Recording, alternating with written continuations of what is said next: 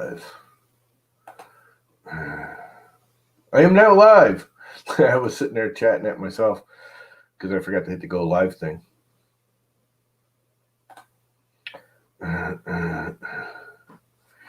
Because, I was busy doing other crap that I'm trying to do all at once. Turn off audio. Let's see, what was I trying to do here? There was something I wanted to do. Oh, right. I know what I'm doing. You are now live. No, really? Switch accounts to the live account. Get rid of this. Pop out this chat.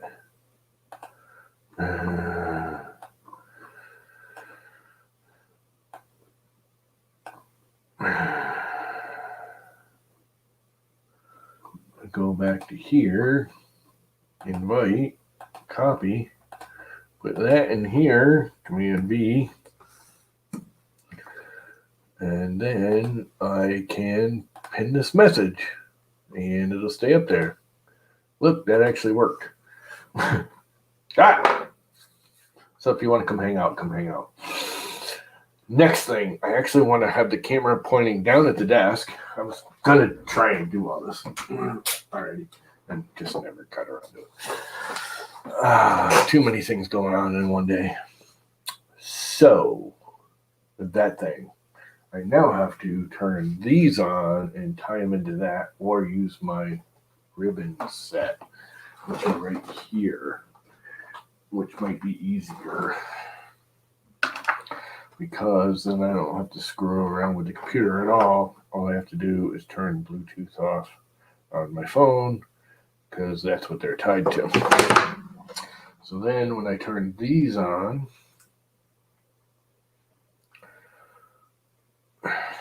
what's up, man?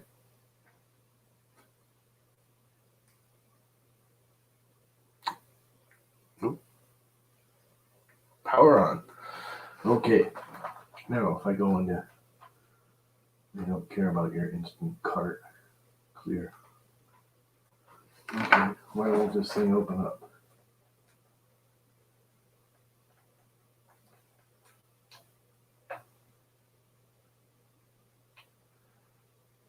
I was playing with it earlier. I have a feeling I screwed something up. All this for nothing, to be honest.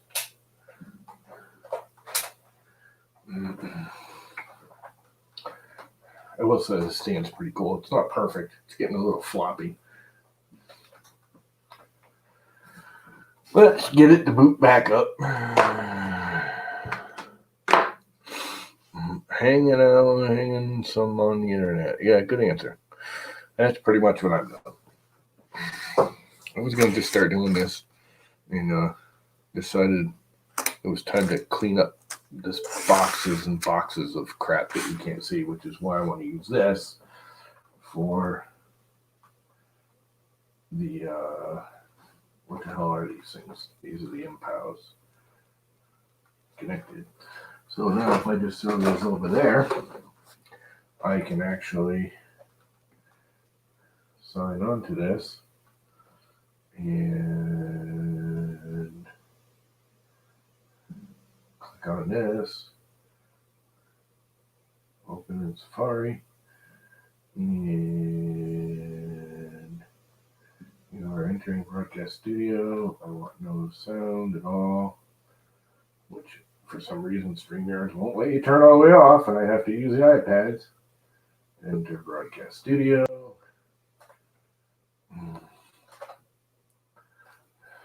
Then I can point it down at the desk. I can add the stream. And you can actually see the crap I'm sorting through. And my cool little keyboard I bought myself for Christmas. I am really impressed with this thing. And I have nothing to do with their company or anything. But this here thing was fairly cheap. Was $25, I think. I go through keyboards like crazy, more because I spill coffee a lot. Not kidding. I've killed like 4 Apple keyboards because of coffee. And it's always coffee. It's not like a regular drink. It's always coffee. They're like, That's exactly why I actually built this down step on the drink holder. So if I do knock it over, it spills down here and not on the keyboard. But anyway, I've gotten a couple of cheapos because I'm tired of the, what's up, Chris? I'm tired of the price of the Apple keyboard. Love the Apple keyboard, but I've tried a bunch of cheapo ones. And not cheapo, they're half decent. But they just, for one, they're not left-handed. And that doesn't make sense other than when you're left-handed, you use your left thumb a lot more. And for some reason, I'm using this end of the space bar, and it never registers. So many keyboards I've had never register when you just... And the key goes down, the space bar goes down, but it doesn't actually register on the computer. I got this thing because I was actually going to use it with the iPad if I didn't like it. And I love it. It's I'm going to borderline say it's better than the Apple keyboards. And it's just a Logitech. I don't know. It's actually, again, it's made for the iPad. It's actually made to attach to an iPad, but it's a Bluetooth, which, again, I was never big on the Bluetooth keyboards because there's always a delay in them. There's very little delay. If I type really fast, there's delay. And I don't type fast, so it doesn't happen often because I'm a terrible typist. And it's just a really good keyboard. It feels good. The keys feel good. I have heard that people have issues with, like, the actual keys popping out. But they have one for PC, exactly the same thing. It's just black, but the keys are laid out for, the control alternate are actually laid out for PCs. But it's the same keyboard, though. It's just how they mark these 6 keys, actually. 4 here and 2 here are PC laid out, not Mac laid out. But freaking thing feels good, too. It's quiet, but it's solid. It's nice. I'm really surprised. It was like $25. It's cheap, and it's tiny. And I didn't think I'd like the tiny. I thought it was going to feel cluster. I actually am beginning to like it better. It took a little getting used to, but I actually kind of like it because part of my problem is these fingers don't really work. So I'm using these 3 when I type. And to reach a longer keyboard, I always mistype. I'm always hitting like the plus instead of delete, crap like that. This thing's actually really nice. And the key spacing, the basic key spacing in the first half of the board is the same as a regular keyboard. It's just the tab, shift, return, deletes. Those are all a little bit smaller than normal. But I'm actually liking it better. When I got it, I didn't think I would. I was going to use it again with the iPad for just typing because I hate typing on the iPad. But anyway, this is what we're doing today. I wish I hadn't done that. No, that's exactly what I wanted to do. Look, I got bed springs. And more bed springs, and I'm going to need glasses because I can't see what I'm doing. And anybody want to jump in here, please jump in because I'm going to get really boring with this probably. We got batteries and sockets. And, hey, look, a quarter. A weird quarter. Never seen this before. Montana. It's a Montana quarter. And T-nuts. And put the bit away. That's the first. I was actually looking for this bit. This is a little itty-bitty T15 star bit, which belongs right there. Oh, it's back in its holder. This is a very nice holder I designed. If you have this kind of impact driver sets, like I do, Sergio, I bet you have a buttload of these things on your truck. This is actually made so you can hang it on a wall. There's no hole in it, but we can do that. And you can have all your bits hanging in the truck. It's actually what I originally designed it for. This hung in my van with all the bits in it. And it was awesome because it was out of the way and yet close enough. I printed it in TPU, so they're in there tight. They come out. They don't come out easy, so you're not going to just knock them out. But it's flexible. It's all TPU. It works awesome. I designed that years ago. Look at all of this crap. I got a bunch of fan ducts and a buttload of these stupid little jumpers. wish they'd let you play music on this, just in the background, without giving you, oh, you copyright, you're trying to make money over my software. Instead of going, hey, look, that's free advertising. Maybe someone will go buy that song because they heard it and liked it, which makes more sense than, wah. But you know how that goes. Big corporations like to whine instead of, oh, they're stealing my stuff. It's the saying, hey, that's free freaking advertising. Let's put all these jumpers in one bag. That way I can lose the one bag and not be able to find any of them. Probably just what I'll do. Hey, we have Ann. Why didn't I hear that click? What's up, man? Hi, I'm okay. Haven't seen you in a while. Oh, you're not broadcasting at times that I'm awake. I can barely hear you. Mostly at night you're broadcasting. For me at night. Yeah, well, most people. This is actually I used to do a lot of daytime. We just haven't been lately because life in general. I'm gonna have to go through that tool thing pretty soon too. That toolbox is getting full. That will be maybe later today. Okay, I don't think I need that thing with all the wires chopped off of it. It's garbage. I'm going to bring the garbage can right over here so anything I know is garbage can go right into it. Like these things, which I have plenty. You know what? I'm going to hang on to them now that I think about it. Because, I don't know. Will I use them? I might. These are actually little, they're TPU too. I put them on the nuts sometimes with the old cheaper printers. Because one of the things I found is a lot of times it seems like the lead screw is bent, but it's actually not. What's actually happening is this is mounted crooked, and the lead screw has to go through it and then flexes, and it seems like the lead screw is bent, when actually all it is this is crooked. Correct. And I'm getting feedback from somebody. I think it's Ann. I don't know how. I don't know. Because you're wearing a headset. Your television, I think. Let's find out. Is it Ann? Nope. Oh, it might be me. Is it Greg? Nope. It's got to be me. Let's mute that one. Yeah, that's what it was. It was the iPad. Even though I have the headset over there, it's still doing it. That's got a strong mic. Yeah. Whatever.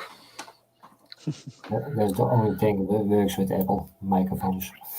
Anyways, the whole concept of these, and they actually worked. It's just I found that, actually producing a straight mount is a better option. But like the enders and stuff where they have the metal flange, it's just a sheet metal flange. Sometimes you just can't get it straight. And the lead screw comes up through the nut and has to twist because the nut's twisted. Where this, allows you to clamp it, and if it's twisted, you can clamp the screw a little bit tighter on one side or another and straighten it out. Now, a lot of people just leave them loose. Yeah. Someone get the self-centering ones. And I discovered, because you get the people that, like with the i3s, they're all like, oh, you don't even need to bolt it down. Weight holds it. Well, in reality, it doesn't. Especially with like the enders where the belt comes around this way. When you go and then it jerks back the other way, it will actually lift the far side arm if it's not bolted down. I've seen that. The motor torque has enough torque to frickin', and it's microscopic, but so are the layers we're putting down. Look at all of these frickin' nuts I got. I use all palm nuts now, and connectors, and I don't really like these. Yeah, I like the palm. I got those on my cubes. I use the palm for everything. You don't have to lube them. They're more stable. They don't have any wobble in them. I don't even need to put an anti-backlash on the ones that I've got because they're that smooth. back before everyone was using them, believe it or not, Xyltech made me some. Yeah, oh yeah, that's what I bought mine from. They costed on the I don't have it anymore, but on the old Max Micron, they were $22 a piece. Yeah, wow. Cut them for me. Yep. They were cut specifically for me. They actually bought some that were for CNC machines, and then they cut them for they rethreaded it for the, 8mm. 8x8, yeah. That was way back in the day. That was when I first heard about Xyltech. I was buying their stuff through. Yeah, they've got good stuff. I buy a lot of my stuff from them, including filament. Yeah. I don't really buy their filament. Their filament has been hit or miss. Yeah, I like their rainbow PLA, but yeah, sometimes the colors are a little washed out. But I like the rainbow. The A-net wheel, one cheap round bearing. You don't want to buy T-groove? This is made to go into regular T-groove. Yeah. Oh my God, are these things terrible? Those aren't even real palm, are they? They're probably like fake. Some kind of I don't know. It might be. It's a hard enough plastic. Yeah.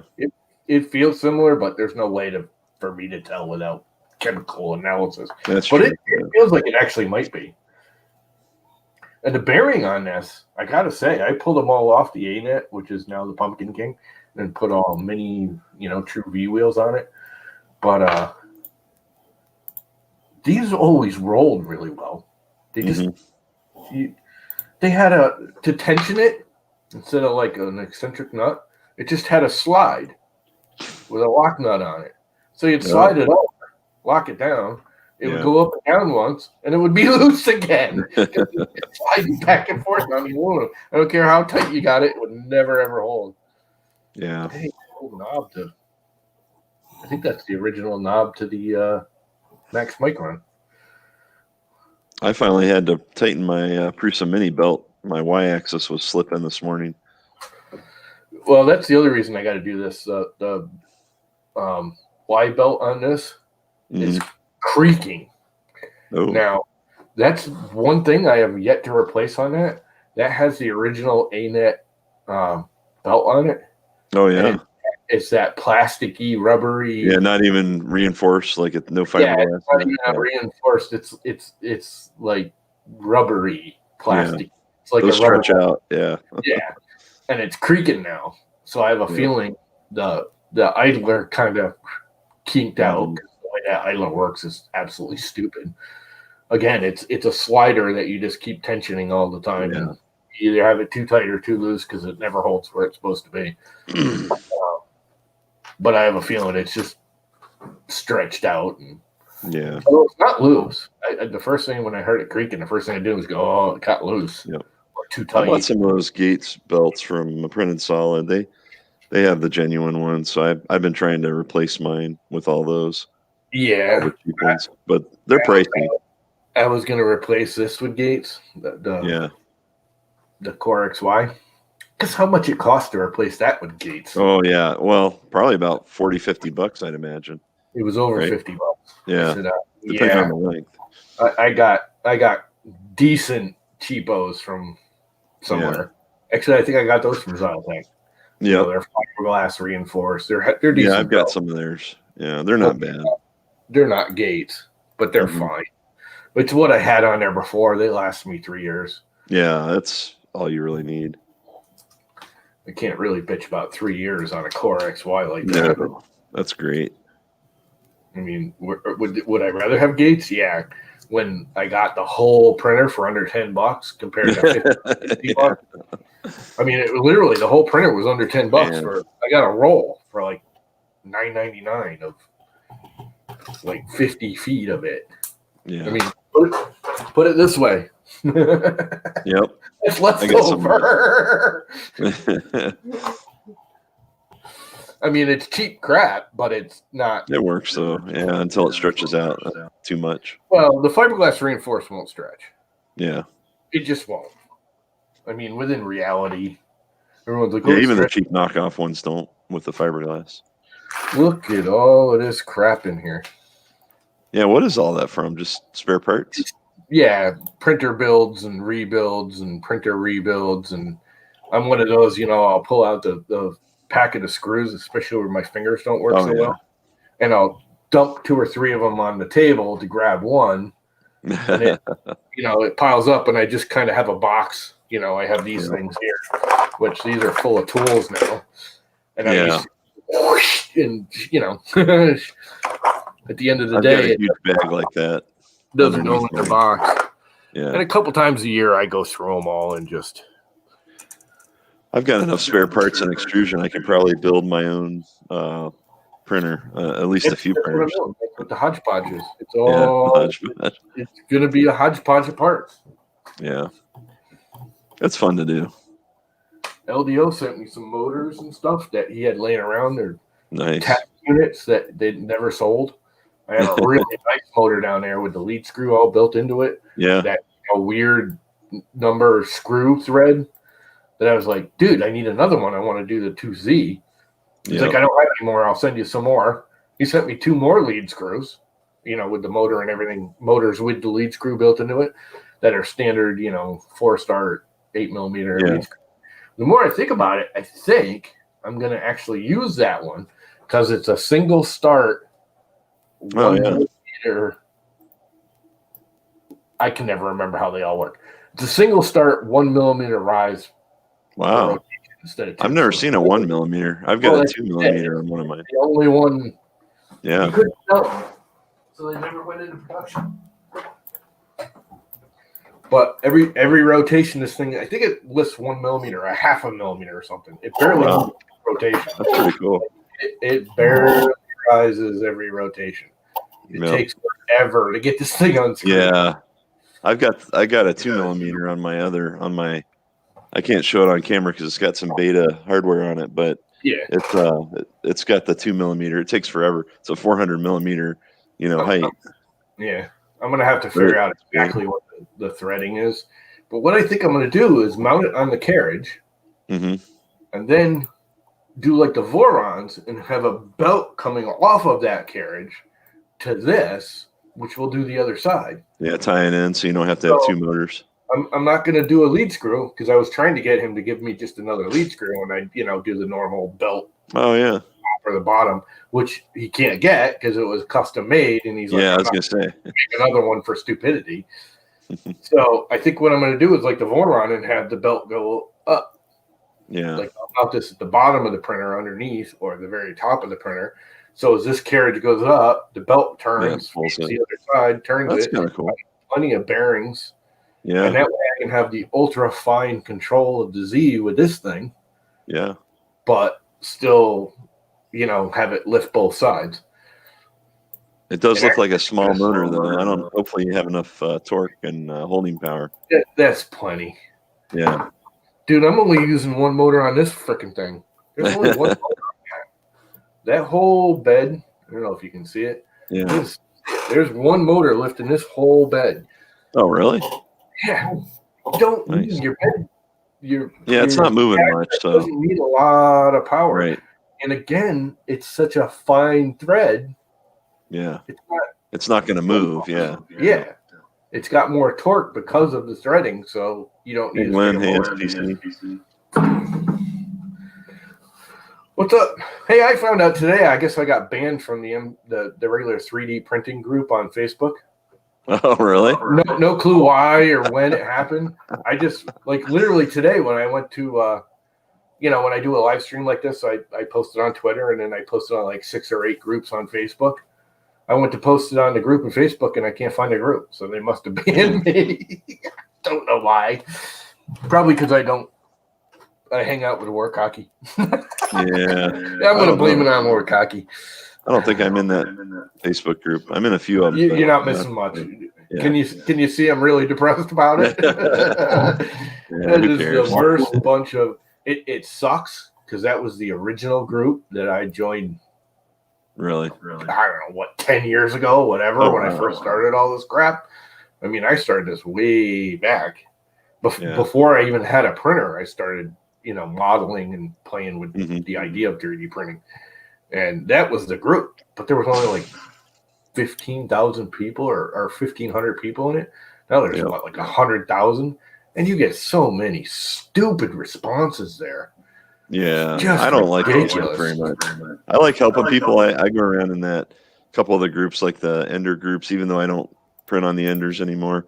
And I go into the Hypercube group, and I'll usually try to, help people out if they're having problems. But that's about it. I joined a lot of like the Folger Tech and Creality and G Tech. G Tech, yeah. I go G Tech. Yeah, because it's got the E's. And a bunch of those. And I go in them because if it's a general question, I'll help people out. Yeah. And sometimes I'll go in there, like if I'm designing something for printers, I'll go in there and say, hey, somebody try this for me on your printer, kind of thing, because I don't have one and I want to make sure it's going to work on that printer. Man, I got a lot of these stupid jumpers. Where the hell did they all come from? Oh, I know. Big Tree Tech boards. Probably a ramps board. No, the Big Tree Tech board. Oh, yeah. UTT. SKR. The one that you burned up. I remember that stream. 2 of them. I burnt up 2 of them. Yeah. And both of them they replaced. Both of them they. Yeah, that's cool. It's not your fault. I put one on my Ender and it never had any problems, but I don't print with that thing anymore. It's actually sitting on my floor with a Hemera on it, but I don't even think I want the Hemera anymore because of that Omni drop you were talking about. Now that you say that, I was actually thinking about that myself today. Yeah. I've got the other Hemera sitting there. Yep.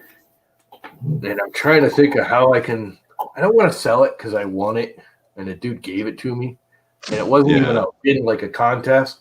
A guy came on Facebook literally last year for Christmas and said, I have 2 Hemeras. I only want one. Nice. I'm going to give one away to someone that could actually use it. Give me, it wasn't even a contest or of, he's just give me a reason why you want it. Why do you want it? Or, why should I give it to you? And I said, I'd love one, but I simply, my situation, take care of more. I can't afford it. And everybody in the group said, give it to him. Wow, that's cool. And then 2 days later, my brother shows up with another one in his hand. He goes, I know you wanted this, so here's one. So I was like, crap, I got 2. So they were both given to me, so I don't want to sell them, because that just feels you can always pass it forward, right? Yeah, but the thing is if I sell it, I can buy an Omnia drop. Yeah, that's true. If I give it away, I got nothing. Yeah, just good karma. I got no problems giving it away, but I kind of want an Omnia drop to replace it because I want to I actually want to put this Omnia drop on that printer just because they're both orange, and get a purple one to match that printer. Yeah, I think that's going to be my next hot end extruder. Yeah, I'm really. If I were to buy one right now, it would be the Omnia drop without a freaking second thought over Hemera. Now you can put an E3D hot end on there, right? If you don't want theirs. Nozzle on it. Nozzle, okay. It is an E3D nozzle. Yep. The heat block is their round heat block, which but I thought you could buy it without the heat block. You could do anything you want with him. All you got to do is rate Max and go, dude, this is what I want, and he'll do it. You know what I mean? It's just a guy. It's him and his brother. His brother works for him part-time, like on the weekends. Help him out. And that's it. It's just the 2 of them. Mm-hmm. There's no company per se. So if you email him, like when he first offered to send it to me because he saw a review I was doing in Hemera, he posted something on it. Man, I'd love to test that against against the Hemera. And he goes, I'll send you if you do a review for me. He's like, I don't want anything, don't say positives. He was very honest. I do not want you to say positives about it just because I gave it to you. He was like adamant that he wanted an honest review against a Hemera, and I said, okay. And he goes, the only thing I do want is if you're going to say something negative about it, don't stop your review. Just let me know before the review. So if I have a day or 2 to fix it, when your review comes out, I can post into your review, this, and this were fixed. Cool. And the only thing I can say bad about that Omni drop is it's freaking loud. The fans suck. Yeah. It's But you can replace those fans pretty easily, right? Well, Not really. not as easy as I like. I Yeah. replaced one of them. He has adapters Okay. that converts them to the 50-15s. Oh yeah, that's what I would run on them. That's what I run on everything. People don't realize you can now buy these in quiet mode. This is a quiet mode. Oh, cool. It's a little bit slower. It's a little bit lower air pressure. RPM. Yeah. But it's a buttload quieter. I mean, it's like you lose like 15-20% of your airflow, but you lose like 80% of your noise. So it's totally worth it. And there's a bunch of these out that people are just like, oh, well, I'll slow it down. I don't know if you can hear it. I can hear it. When you slow down one of these, when they're like less than 70%, they make this like high-pitched whine, like it's struggling that I hear. And that drives me more nuts than the actual fan noise. It always just sounds like it's struggling to me. And I'm like, oh my God, there's something wrong with that fan. And it drives me nuts. So I'd rather have the quiet fan that's made to run at the lower speed, runs quieter, than to slow down a fast one. Because believe it or not, and actually I don't think this is one. No, this is the 24 volt.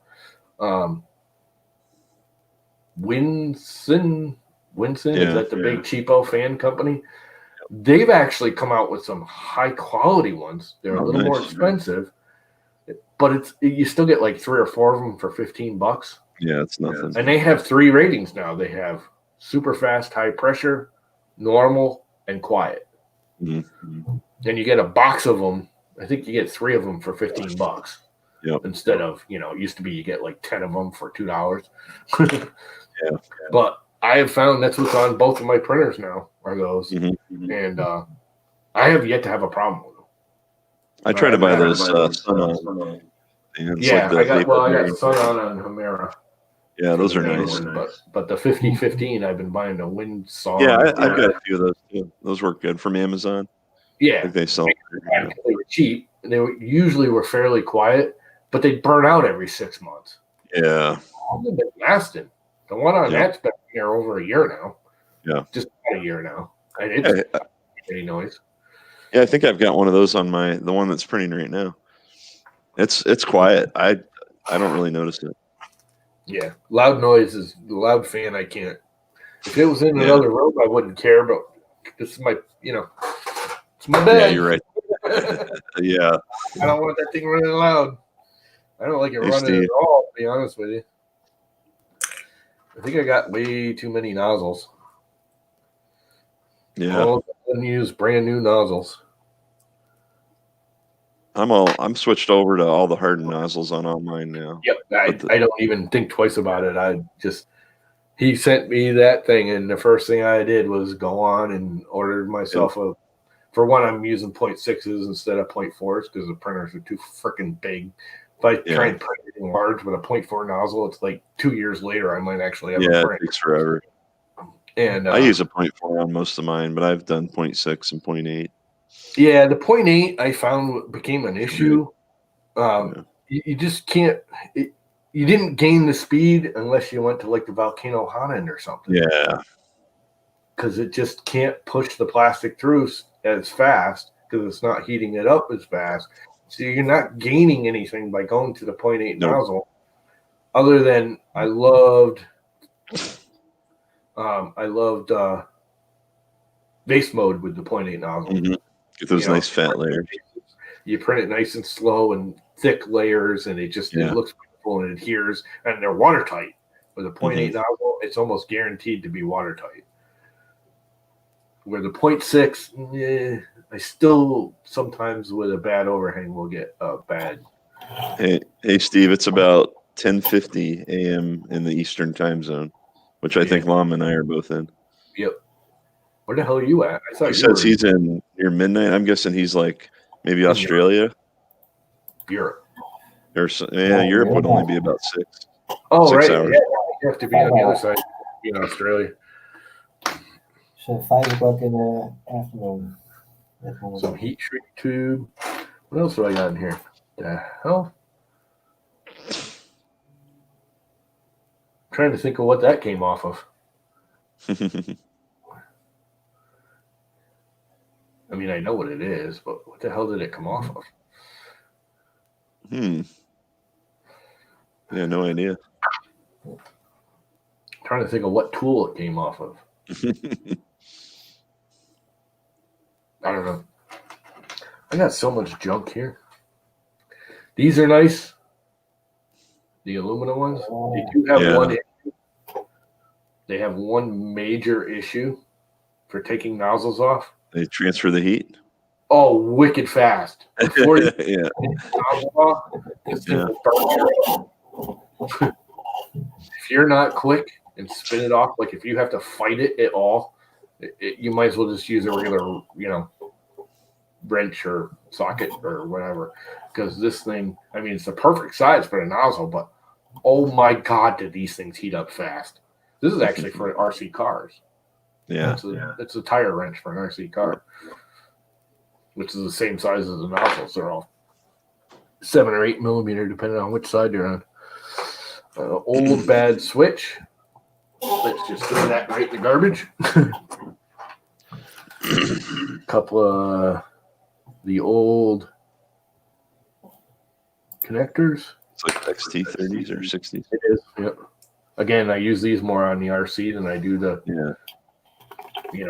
I replace all of my batteries with either an XT30 or an XT60 connector. I actually, on my Hypercube, one of them, I can't remember which one, I put those for the heater cartridge. So it makes it a little easier to change them out. Yeah, that's what I do too. I use the XT30 for the heater, and I use an XT60 or an XT90 for the bed. Mm-hmm. I like XT60s, but I stopped using these. If you go and look around, you can get them on Amazon, but you can get them in most of the RC places. There's a high temperature set of these that uses a better plastic, and they're generally black. They're not yellow. None of them are yellow. They're either black. Yeah, I or got some of those. And not only is the plastic higher temperature, but the connection is just a lot beefier. Yeah. The only problem I see with them is sometimes they're hard to pull apart because they connect so well. Yeah, it looks like Steve's in Australia. Just confirmed. He's an Aussie. Nothing wrong with that, man. The only country in the world that actually made sure the freaking people listen to the doctors. Yeah. They're back up and open, and everyone, we gotta save our economy. We can't shut down the country, and yet they're the only economy back up and running now. Yeah. They're like fully open. I think there's like 2 areas they just re-shut down because they started to get pandemic-y crap again. Maybe. I'll go there because we're not going to. All right. He's ready. We're going to talk about happy crap today. I don't even know what I'm looking at here anymore. I got an old freaking gear drive from something. I don't even know what this is. Yeah. It's not Hamara's. I don't even know what this. Oh, this might have come off of one of my Bontecs. That's Steve we just heard. Hey, Steve. We heard Steve, and then he. I think we heard him. Yeah, I heard a hey, and then disappeared. Yeah. I'm trying to semi-sort when I'm sorting. If that makes sense. You got to find some time today to fly this little booger. He's a little. No, I'm still here. There he is. Drone. I heard that Australian accent. Yeah, there he is. Hey, Steve. Is it Australian or New Zealand? I think he said Australia. Is he? The land of Oz. The land of Oz. Yeah, I can hear all you guys, but hey, how you going, guys? Yeah, we can hear you now.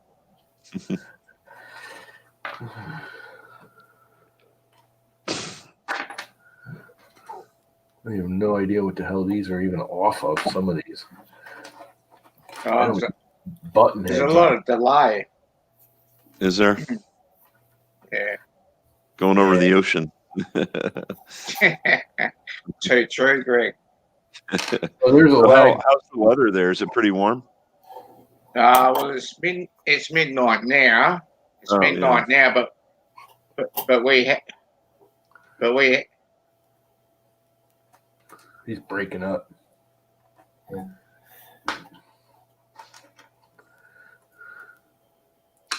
Keep losing them. Yeah, we had 41 today. Oh, wow. 41C. Yeah, well, it's their Yeah. summer. Don't forget. Right. Well, I So remember small. a year ago we had all the brush fires, right? Or they had all the brush fires going on about this Yep. time of the year. Yeah, it was a little later. In fact, I have, Peanuts. if you guys remember, I have it as my wallpaper. What's her name made this koala? You guys remember that? Oops. Ruby. Yeah. Yeah, Ruby. That's who it was. I bought a bunch of those. Yeah. During the stream.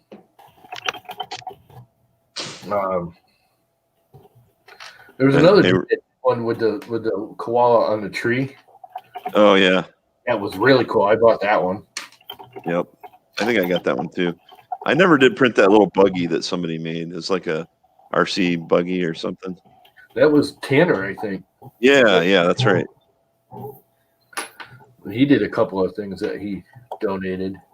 Yep. There was a bunch of them. It was cool. Yeah. If I had known about it earlier, I would have tried to model something because I'm always people don't realize I actually model more than. Oh yeah, we've seen all your pukakis and stuff. Those aren't really modeling. That's what's funny is I really have done some modeling. I mean, I've got like Minotaur heads and dragon heads and stuff that are really nice that aren't popular that I literally did before I ever 3D printed. I used to do it a lot. And then most of the stuff that I'm known for are just edits of other people's crap because I think it's funny.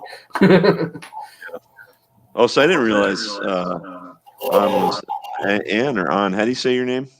Yeah. Is it Ann? It isn't. Or what is it? Just like the girl's name Ann for us. It is Ann. Okay, I didn't want to mispronounce it, but that's cool. So in the Netherlands, yeah, I like your decor. Your room looks really cool.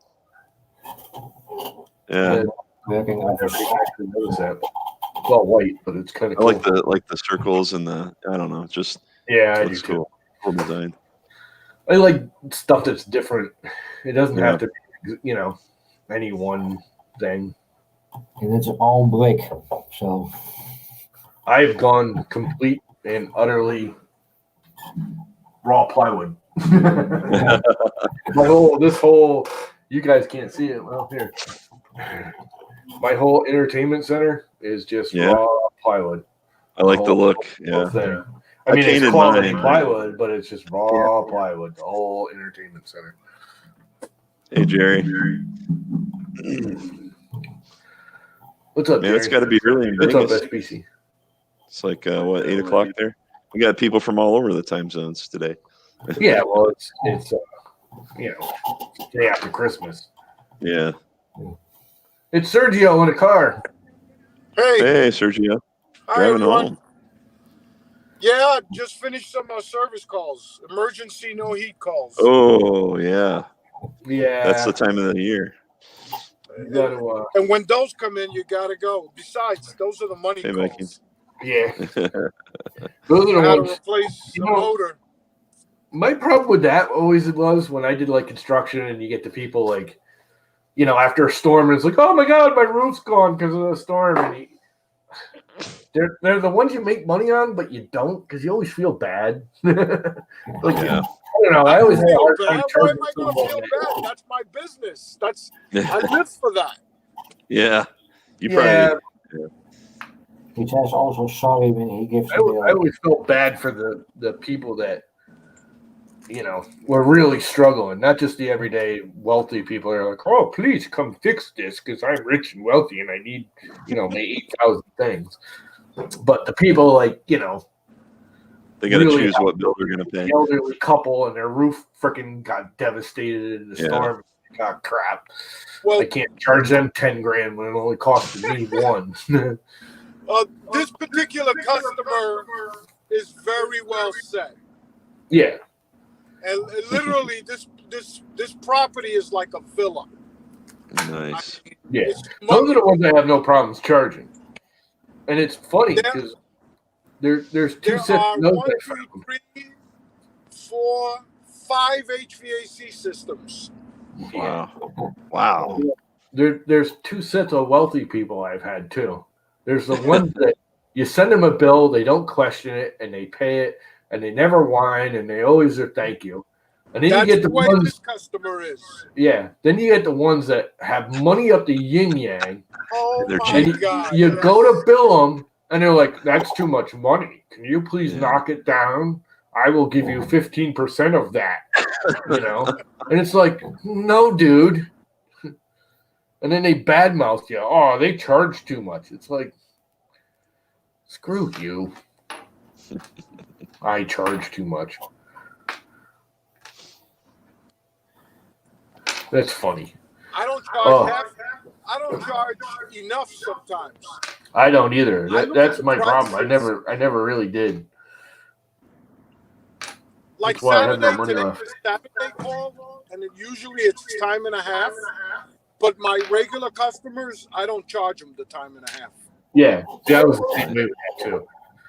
Especially, and the other thing is I've had people like offer. They're like, "Oh, that thanks for coming Thanksgiving Day.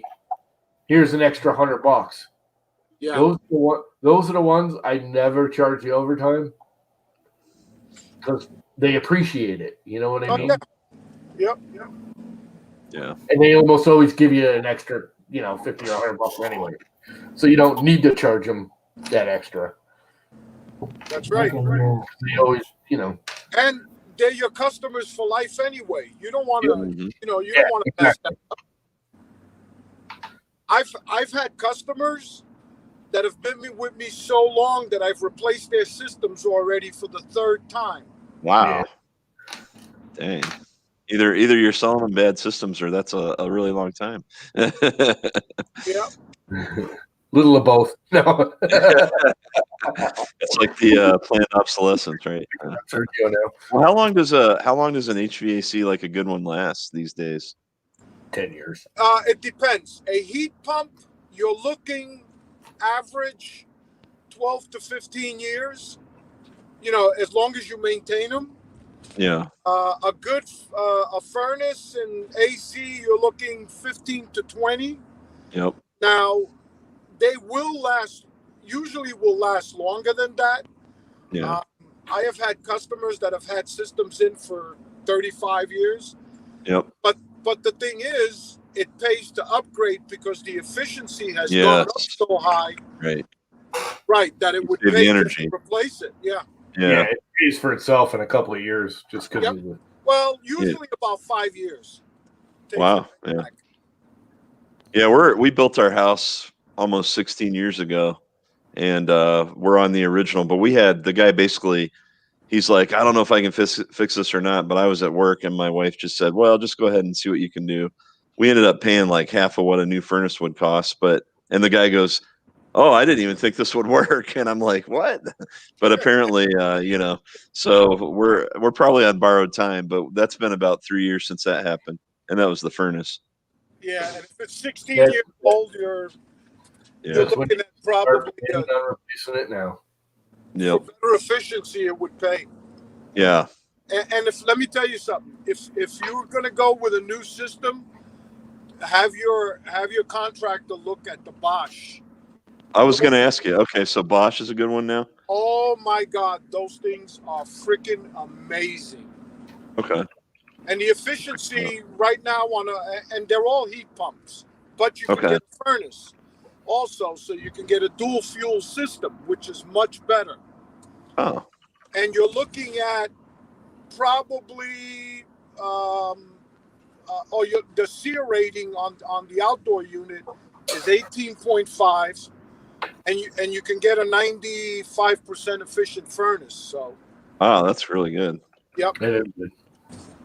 I think ours is probably like 90%, if it's that. That's my guess. Does it vent out with PVC pipe? Yeah, it's PVC. Yep. So it's a minimum 92%. Okay. Actually, no, I take that back. It's the black. I think it's the black iron for the gas line. It's a what? It's like that black cast iron. That's for the inlet. Not the yeah, outlet. the inlet. You're talking about the. You're talking about the vent to the chimney? Oh, the B vent. That's like that's like the metal, Okay. whatever, the aluminum. Yeah, if it's B vent, then it's 80%. Oh, 80%? Yikes. Okay. And at 16 years, maybe you're getting 76. It keeps going down. Yeah, I believe it. Well, luckily the gas with all the fracking, it's been kind of cheaper, but I'd still like to use less energy. Well, Yeah, to see, dual the fuel. less you use, I don't care how cheap it is. The less you use, the cheaper it's going to get. Yeah, exactly. Yeah. Hey, Ben. Aside from geothermal, your best bet is dual Yep. fuel. So Yeah, you my would neighbor run has geothermal. Yeah, you Yep. run your heat pump in the wintertime down to maybe, depending on your area, 40 to 35 degrees. And anything below that, your gas furnace would come on. Oh, okay. It would knock out the heat pump and have your furnace. Yep. Yeah, we're in Ohio, like northern Ohio, so we're practically in Michigan or Canada, right in the middle there. Yeah, so you're probably looking to set it somewhere around 35 degrees. Okay. Be a good one. Yep. Yep. Cool. Which is the way I have a lot of people around here set when I put in dual fuel. Yep. I'll have to look at that. That seems like a good idea. What? Yeah, A dual dual fuel. It's the best way to go these days. If you can afford it, Gosh. it's well worth it. It is kind Yeah. of pricey. Because I got to say, we have all electric here because my parents are scared of fires and stuff. Yeah. Back when they were actually, before they even got married, they were both in the military and they were stationed in Texas.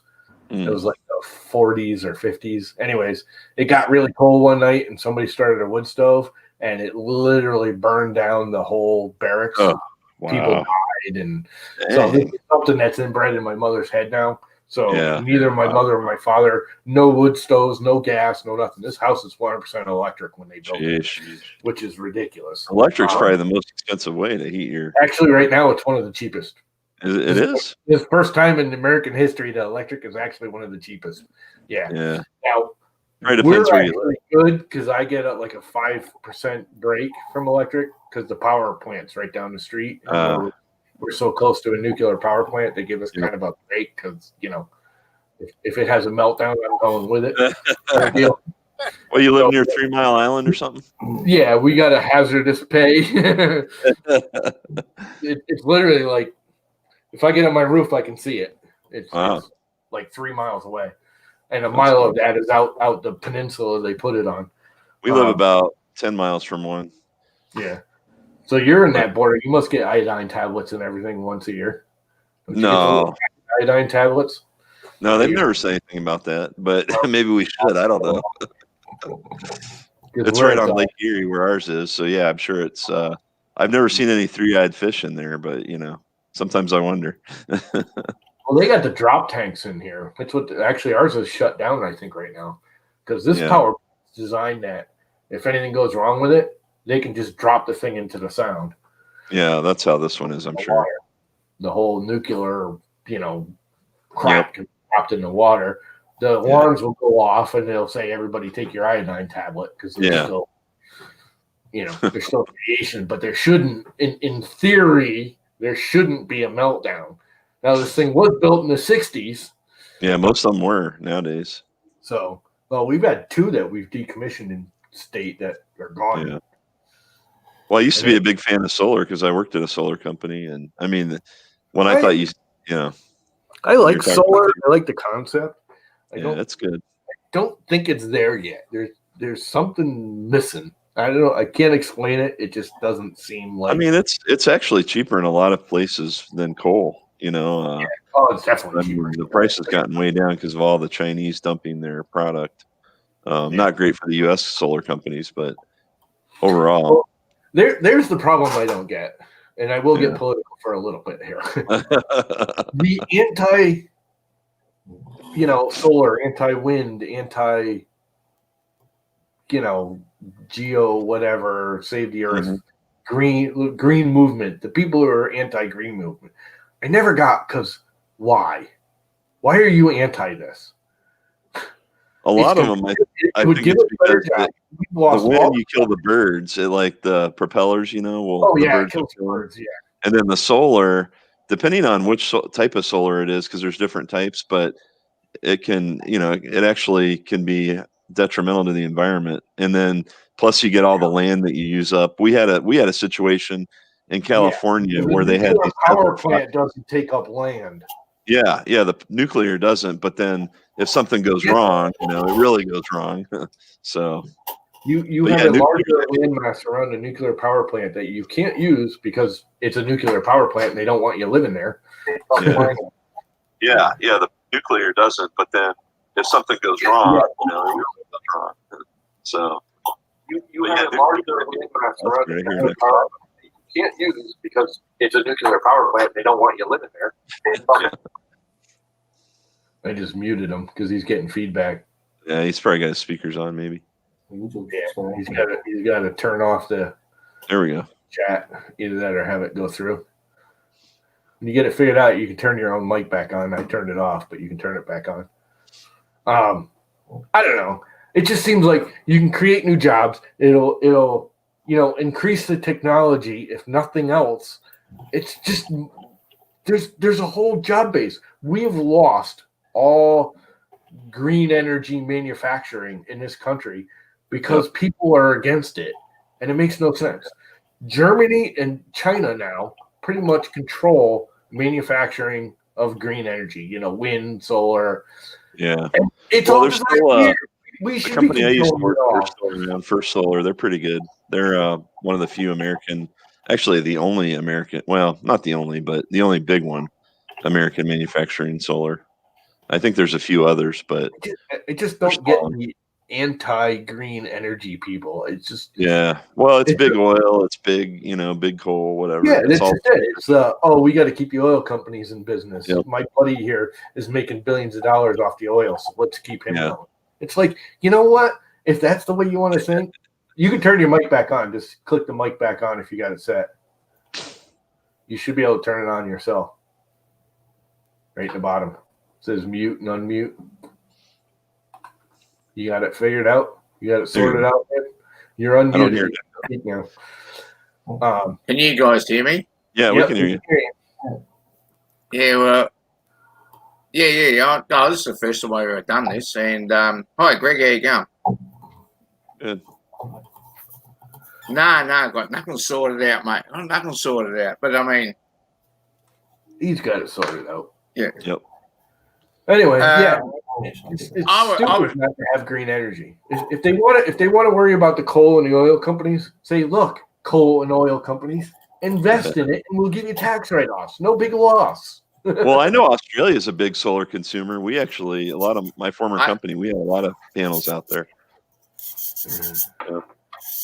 Well, it's like what Germany is like 80%. There's a big lag, and I'm hearing everyone talking at once. So I don't know. Yeah, Germany used to have feed-in tariffs, so it made it very attractive. A lot of Europe did. Spain, France, Italy. Yeah, Sweden is like 90% or 100% green energy now. Yep. They burn no oil for power plants. Yeah. Problem is about 7 years ago, Germany got rid of all their feed-in tariffs, so now it's a little more challenging and it's not as cost competitive. Yeah. Well, that's the problem. It's new but that's like anything. If we'd had invested in it and pushed it a little, and not necessarily pushed it, but just left it as availability, right? There'd be more of it. There'd be more manufacturing of it. Like anything, as the technology gets, mass produced, the prices come down. And it has globally. It's just there's a lot of challenges, and I think in the U.S. you're starting to see more of it, especially if you go out to California, Nevada, out west. Yeah, it's just I just don't get the anti-green energy. I just don't get it. I mean, you can be all for coal and oil. I prefer my gas-powered engine in my car, but I'll tell you what, my electric lawnmower and weed whacker work just as good as my freaking gas ones. I have both, and if I go to grab one, it's always the electric one, and I don't have to service it. I don't have to worry about gas. It doesn't stink. It turns on when I want it to turn on. It does everything I need. It has just as much power. Oh my, yeah. my electric lawnmower works just as well as my gas one, if not better. Yep. It's safer. If you whack yourself or you get it jammed, it just shuts down. It doesn't just sit there and bend stuff and grind and like gas does. You know, the electric one, you hit something with an electric lawnmower or an electric weed whacker. Let's say you hit a tree or you freaking run over your foot. You hit your foot with an electric lawnmower. Yeah, it's going to cut your foot, but the minute it hits the bone and gets any real resistance, it shuts off. Yeah, the gas. Your foot. I mean, granted, it's still gruesome, but if you like stuck your hand by accident to an electric lawnmower, you'd get damaged. It would not just keep chopping your hand off like a gas one will. Yep. I mean, granted, it's it's not. Don't stick your hand in an electric lawnmower. Don't do it. But don't do it. In the terms of the amount of damage being done, the electric will do less damage. Llama's the reason we have warning stickers on everything in the U.S. Did you see my whacker video? There is a reason that we have warning stickers. Did you notice the warning sticker on the beginning of my video? Don't be a dumbass. I'm a dumbass. Don't be a dumbass. Don't be a dumbass like me. I am a dumbass. I'll admit it. Don't be like me. Hey, look at that. That's a perfectly good freaking driver. And it's 2208. Check that out. Oh, nice. I knew I had some spares. I just didn't know they were there. So if you guys want to send some stickers to Australia. Have you ever seen the I posted every once in a while the one from the carpet, the warnings? There's like a carpet company that has a warning sticker on it, and it's really funny. It's you got to read it because it goes on and on and on. And first it's like, that makes sense, like don't spill coffee on your thing or it'll stain, But this carpet is not made to be a projectile. Don't throw it at people. Just like you got to read this freaking warning label because as you go on and you read it more and more and more, you're like, holy crap, is this funny? And every warning is on there because there was probably a lawsuit. Yeah, for that. Well, that's it. I mean, they made up this warning, and it's not actually a carpet; it's a doormat. Yeah, it's like the McDonald's warning: this coffee is hot. Don't spill it on yourself. Yeah, but I know there's a good reason for that one. Yeah. Apparently, they were heating the coffee to like 200. I buy hot coffee. I have enough common sense to know not to spill it on myself. Carlton Dry, yeah. I don't know. Oh, you got the nozzles. Where are my hot end parts?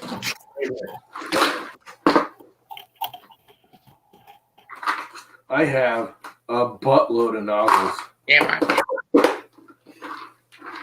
Oh, nice. Buttload. Yeah.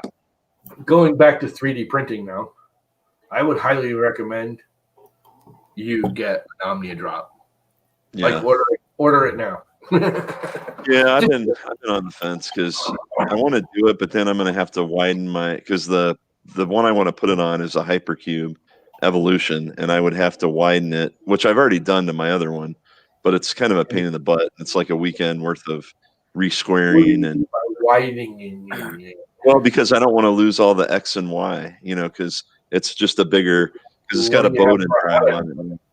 Huh? Oh, you just have the hot end on there. Yeah, it's just an E3D right now. So if I change it to something like a Hemera or even that Omni drop, it's just going to need. I'll lose about probably 20 to 30 millimeters on either side.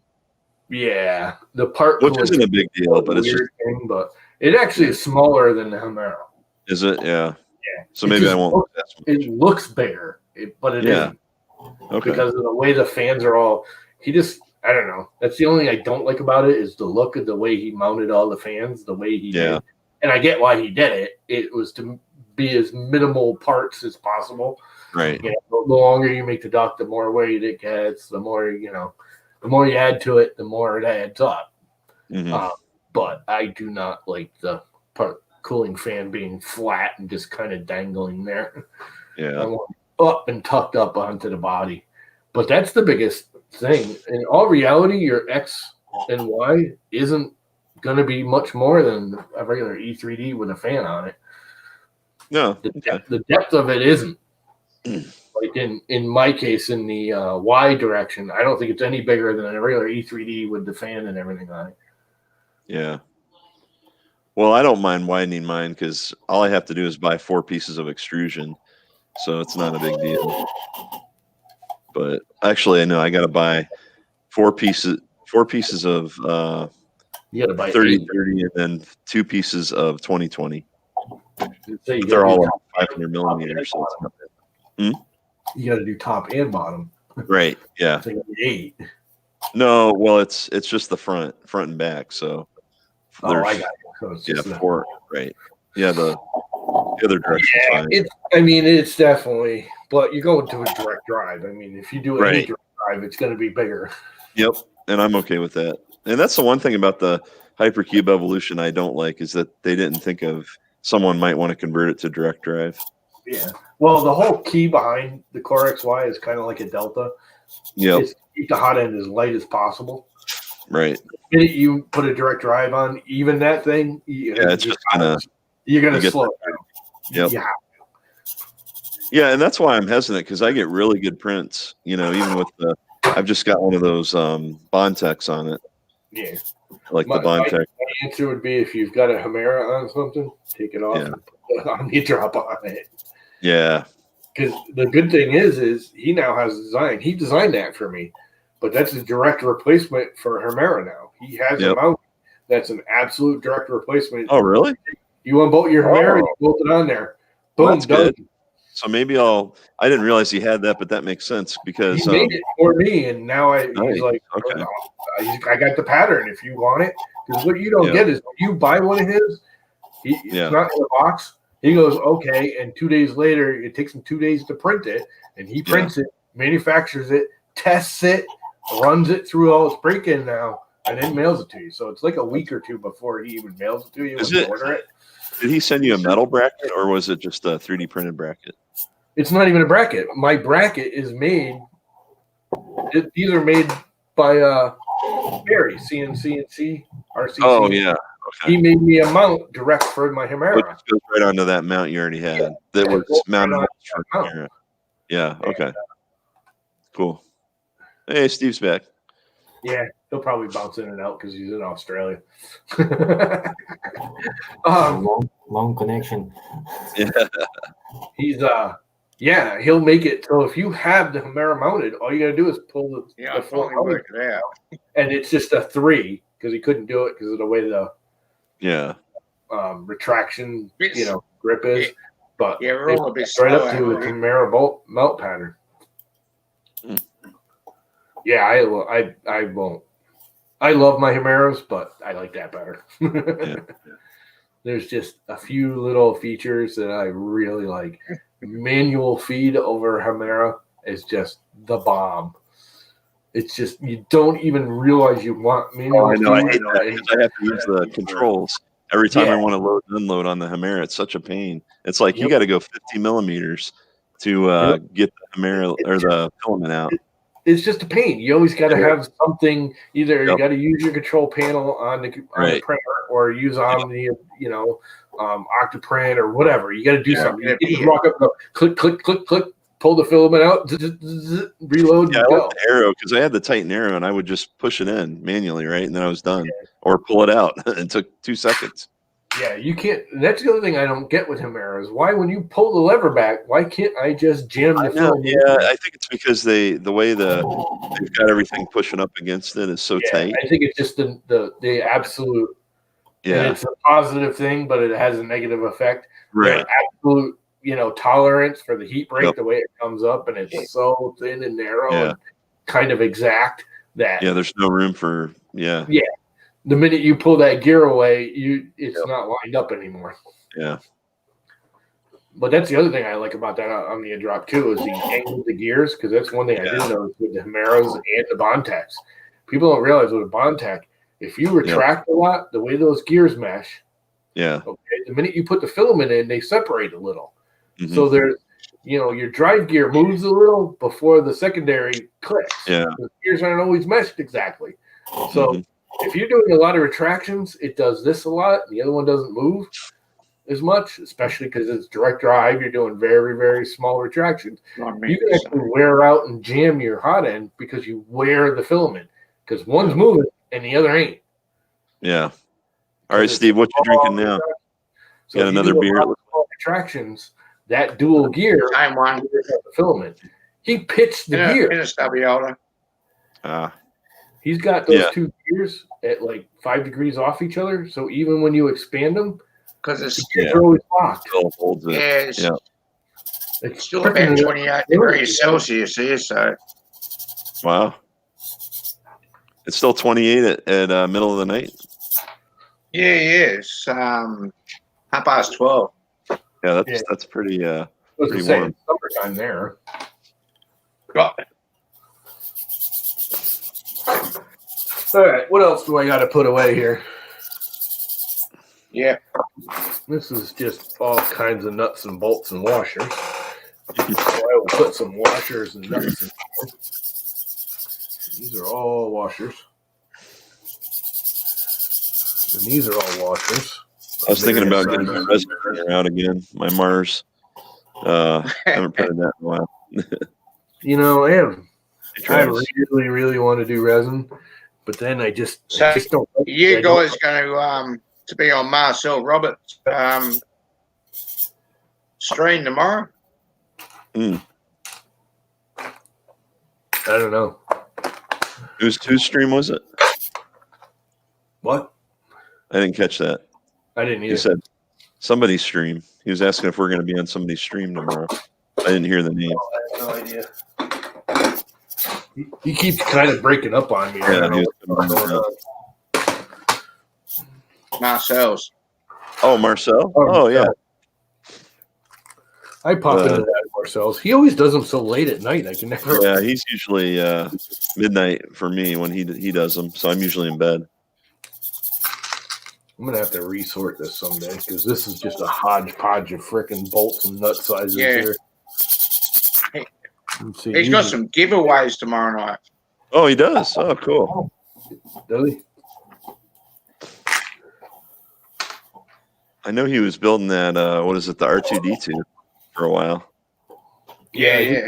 Building that. That's one of those takes you a year or two to build. Yeah. And then he's into drones too. Yeah, he is.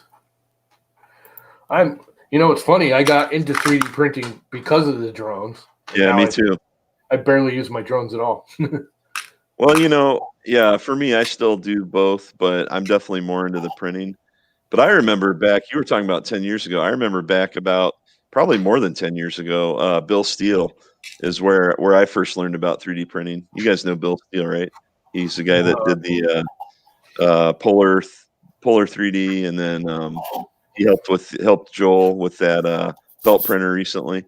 But yeah, he used to be in the software development community, still kind of is, I think. But that's how I got to know Bill.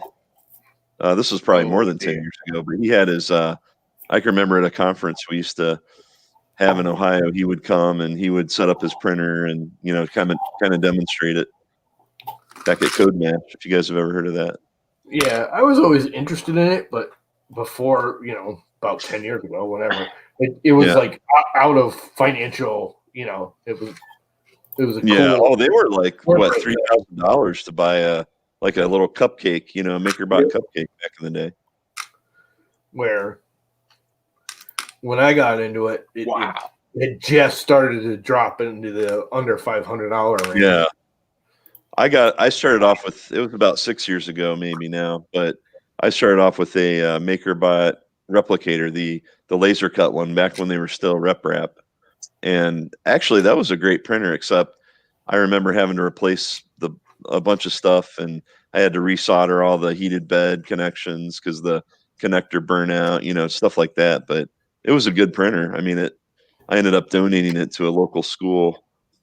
I should have kept it because it's probably going to be a collector's item in another 10 years. But it was a nice printer. I'd like to get a hold of one of the old original like Ultimakers or MakerBots. Yeah. The old plywood ones like that. Yeah, like that's what mine was. Yeah, it was the laser cut plywood. Those actually. I Oh, was almost thinking about making one.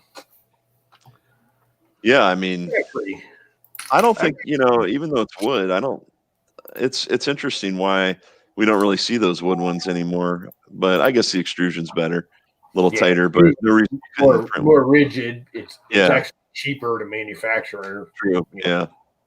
right back. In the long run. Oh yeah, NTL.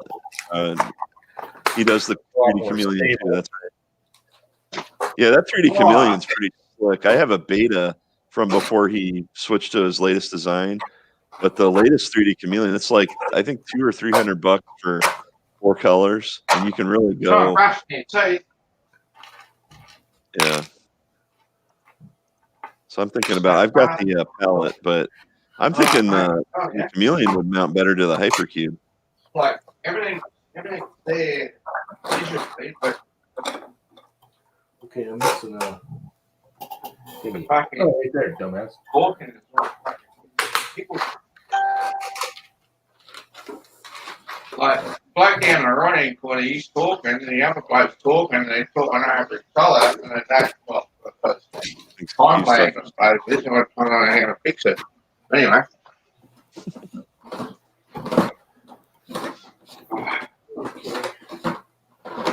All right, guys. I think I'm gonna jump off. I got to check on the print, and then I'm gonna eat myself talking here. jump on a little later. But thanks for the stream, Llama. No problem, man. Hey, See you guys. I just Everybody in chat. spur of the moment when I was going to work through Yeah. the scrap. Might as well stream and chat with people. I'm gonna try and stream later this weekend. We'll see. Catch you later. I don't get it done. Yeah. I get sidetracked. Like having you guys here takes me longer, but I'm, Yeah. It keeps you focused. well, I go in and out of it. I don't have to just be on it. Otherwise, I'll be like, oh, I don't want to do this, and I just throw it all in a box again and walk away. All right. Well, I'll check back later. Good luck, Llama. Later, man. I'm pretty much done, actually. The big box is sorted. Pretty much. Pretty much. Pretty much done. Got some nuts. And some screws that need to go in here. And a tool that can go in there. And I think those can all go in there. Just putting that out. Varying of sizes. Actually, I think I get out lightning. And this needs to go with the wheels. Is Llama okay? Huh? Are you all right, mate? Still didn't hear what you said. You keep breaking up. Yeah, I know. He said, are you okay? If everything is fine. I'm probably going to kill it in about 10 minutes anyway. It's been going over an hour. I wasn't even planning on going this long. These go in this one. Great. Yep. I'm almost sorted. I got that big old box of crap sorted out. I'm really kind of impressed with myself. Just trying to break this off. And hot end stuff. Because it's hot end and board stuff, so I can put the cooling fan thingies in here. The only thing I do want to do is figure out if this is a 12 or a 24 volt. And I know there's a way I can hook a meter up to it and do it, and I just don't know what that is.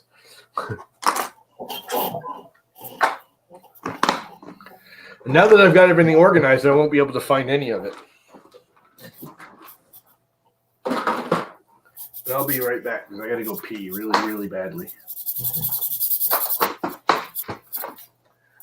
Who's sanding? Is that you sanding in? Yeah. Oh, okay.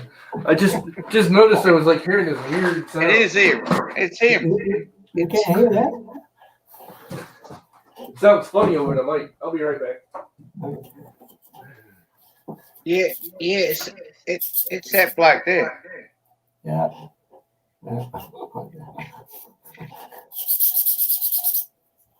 Have you tried doing that? What? That's difficult.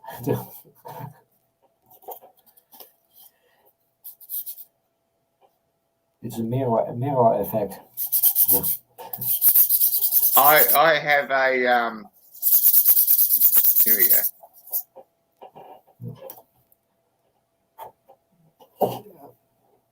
The voice time lag is so far behind, it's not funny. Yeah, I know. YouTube is also far behind. So.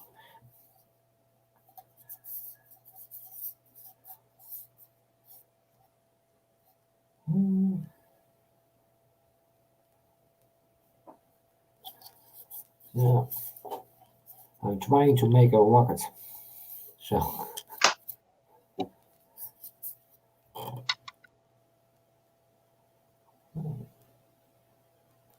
Is it a sculpture?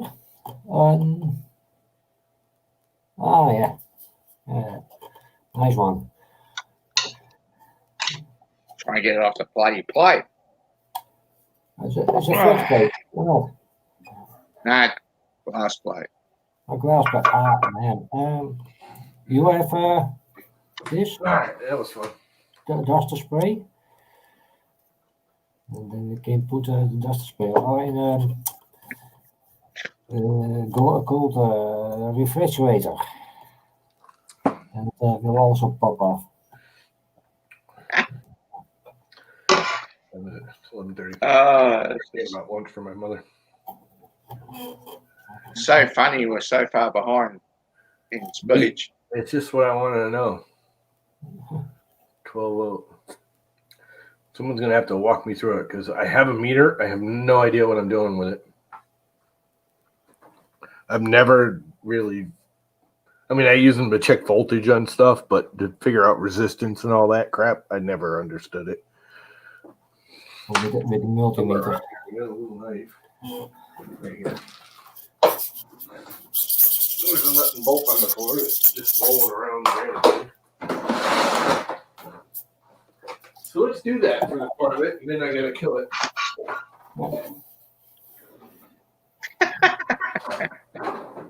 Because I gotta feed moms. But I have a meter. So if I expose the two wires on this thing, so I can get a reading off of it.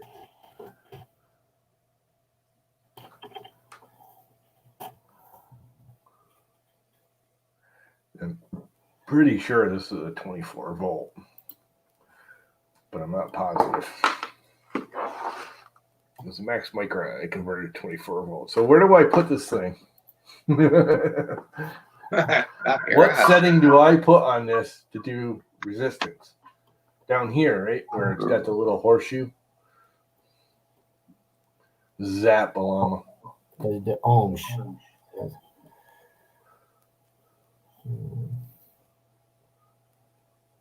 Where do I Seriously? put it?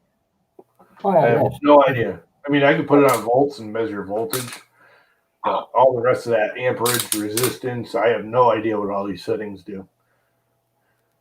But that little symbol there is your resistance, right? Yeah.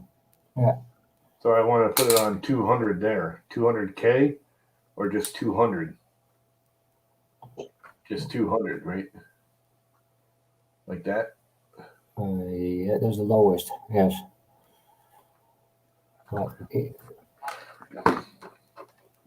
I am trying to look it up on the internet, but Try to move it so the camera can see the reading. So now if I just connect this thing, it should give me a reading.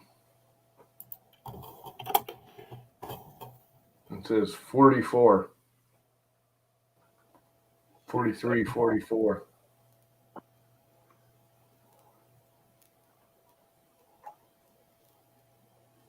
So what does that mean? Good question. Well, I got the right setting. For some reason, I'm thinking that's the wrong setting. Do you have a 12-volt fan? Huh? 12-volt fan. A fan, brushless fan. To Do I check have a it. fan? Yeah, I got fans all over the place. 12-volt. You can test it on. What's that got to do with anything? Now you can test which number it gives then. What the resistance is there of. I don't get what that's got to do with anything.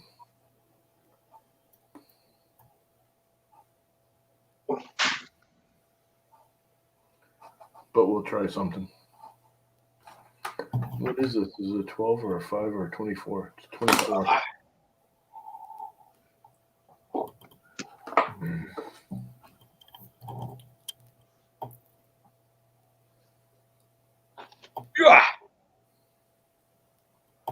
See, I have no. This is when it comes to this kind of crap, I'm completely useless. You want me to build you a freaking frame? This Sure. works better.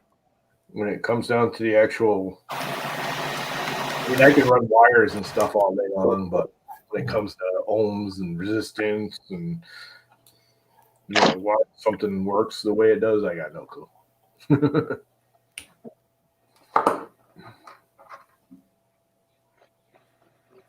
But how would a fan get nothing to the fan, which I didn't think you would? The fan doesn't have actual resistance rating, does it? I have no idea. So, sorry, what are you doing? I gotta go feed mom anyways because it's 1:15, so I have to kill the stream. So anyway, it's been fun. It's been real. Glad you guys could join in. But I have to go now. So I'm going to end the stream. Everyone have a great day after Christmas. Post-Christmas day. And stuff. Evening for these guys. Later. I might stream again later if no one else is. I just did it because I know it was like Christmas and nobody was really working, or most people have today off. Nice to actually meet you guys and talk to you guys. So, yeah, Merry Christmas, Happy New Year. And we're out. See yous. See you.